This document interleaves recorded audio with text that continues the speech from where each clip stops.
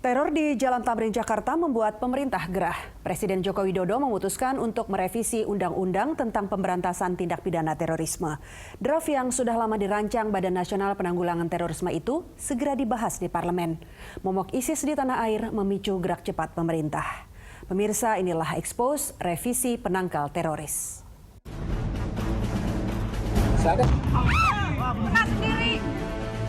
Teror di Jalan Tamrin, Jakarta yang menewaskan 4 warga sipil dan 4 terduga pelaku masih menjadi momok. Segera setelah itu, kepolisian menyebut Bahrun Naim sebagai otak di balik aksi teror. Sementara tim sedang melaksanakan pengejaran kepada jaringan pelaku. Jaringan pelakunya sebetulnya adalah jaringan pelaku yang berhubungan dengan kelompok ISIS, yaitu Bahrun Naim, yang ingin mendirikan namanya Katibah Nusantara.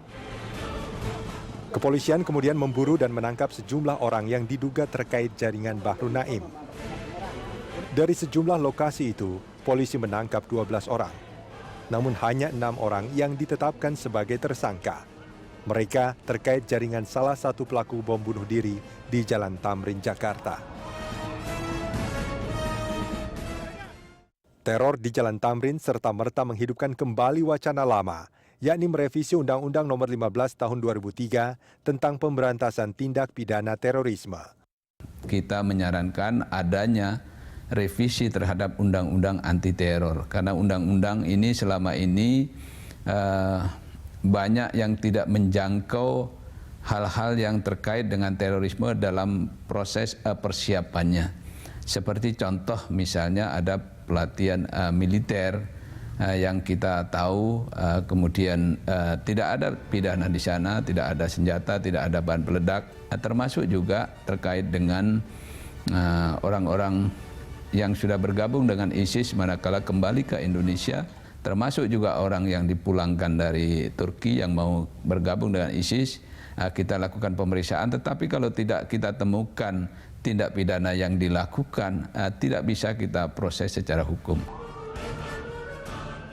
Badan Intelijen Negara bahkan mengusulkan revisi Undang-Undang Intelijen. Tujuannya agar kewenangan BIN diperluas sehingga bisa menangkap dan menahan terhadap pelaku teror.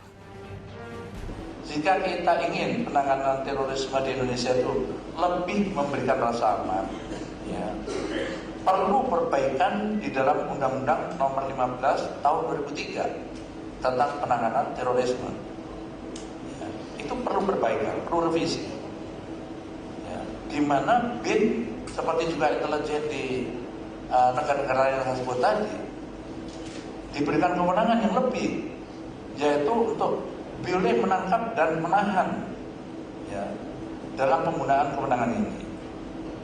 Dan di dalam penanganan ini tentu kita tetap melakukan penyeimbangan antara hak asasi manusia, kebebasan, dan kondisi keamanan nasional waktu itu. Pihak istana merespon dengan cepat permintaan dari bawah. Kamis, 21 Januari 2015, Presiden Joko Widodo menggelar rapat terbatas di Istana Merdeka membahas pemberantasan tindak pidana terorisme.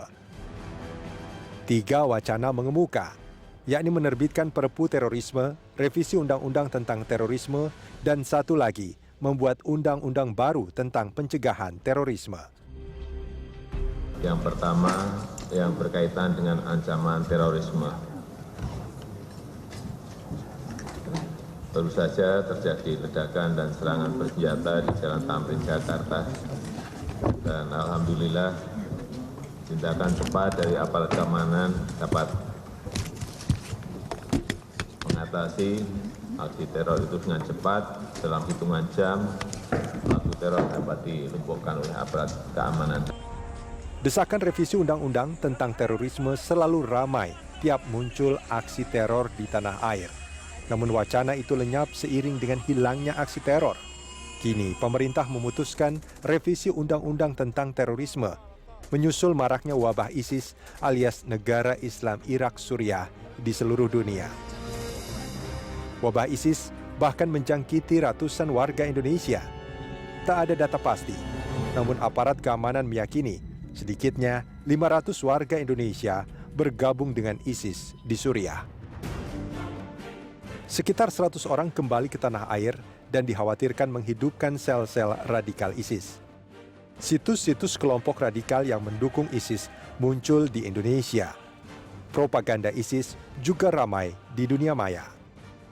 Jadi ISIS ini memang luar biasanya itu propagandanya amat sukses gitu. Padahal yang dia lakukan melalui dunia maya saja kan, media sosial. Mungkin ya kayak orang Indonesia yang ekonominya pas-pasan gitu ya, ditawarin gaji setiap bulan 20 juta atau dengan tunjangan macam-macam dikasih perumahan gitu. Itu kan jumlah yang besar pergi ke sana. Nah, yang pergi sana dalam catatan BIN itu ada 486. 486 sampai Oktober ya. 486 ini terdiri dari dewasa 154, ya selebihnya ada perempuan dan anak-anak. Sebuah video propaganda ISIS menampilkan seorang warga Indonesia bernama Abu Fikri. Video itu dirilis kelompok ISIS melalui website Syam Today. Lantaran kaki kirinya putus, Abu Fikri tak ikut berperang. Di Suriah, tugasnya memperbaiki gangguan listrik yang terjadi di Raqqa, kota yang jadi markas ISIS. Saya di sini bertugas dalam kelistrikan, membetulkan listrik rumah yang mati. Tugas lain Abu Fikri adalah mengajarkan anak Indonesia yang dibawa orang tuanya ke Raqqa, Suriah